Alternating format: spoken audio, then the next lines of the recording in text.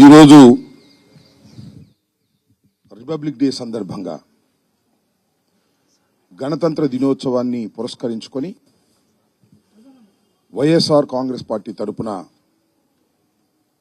రాష్ట్ర దేశ ప్రజలకు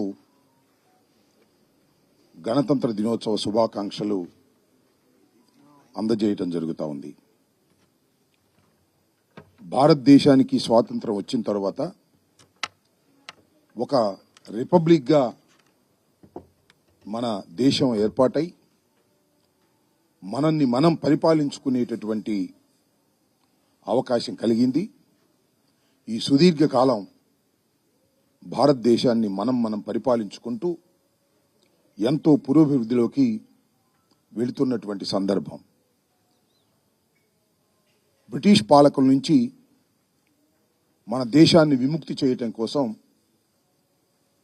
దేశంలో అనేక మంది స్వాతంత్రం కోసం మన దేశాన్ని మనమే పరిపాలించుకోవాలనేటువంటి ఒక దృక్పథంతో బానిస సంఖ్యలను తెంచుకొని రావాలనేటువంటి ఉద్దేశంతో అనేక మంది పోరాటాలు చేశారు. మహాత్మా గాంధీ గారి నాయకత్వంలో జరిగినటువంటి పోరాటంలో తుదకు బ్రిటిష్ వారిని మనం ఇక్కడి నుంచి పంపించగలిగి మన్ని మనం పరిపాలించుకునేటటువంటి ఒక సర్వసత్తాక ప్రభుత్వాన్ని ఏర్పాటు చేసుకున్నాం.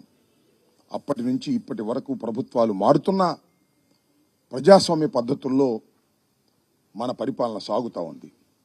ఏదైతే స్వాతంత్ర సమర యోధులు ఈ దేశానికి మంచి ఫలితాలు రావాలని కోరుకున్నారో ఆ మంచి ఫలితాలను సాధించటం కోసం అహర్నిశలు ప్రభుత్వాలు పనిచేస్తున్నాయి.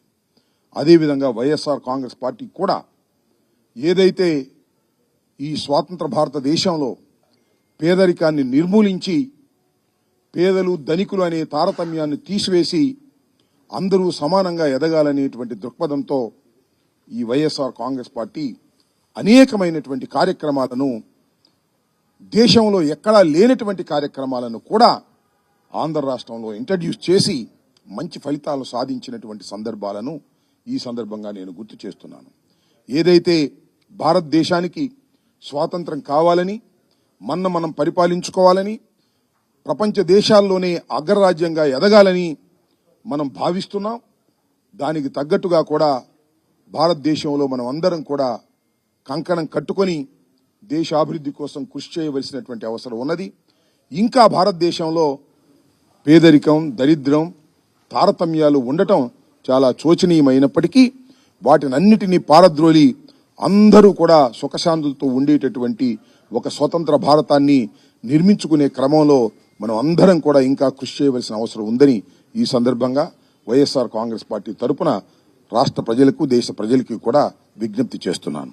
ధన్యవాదాలు.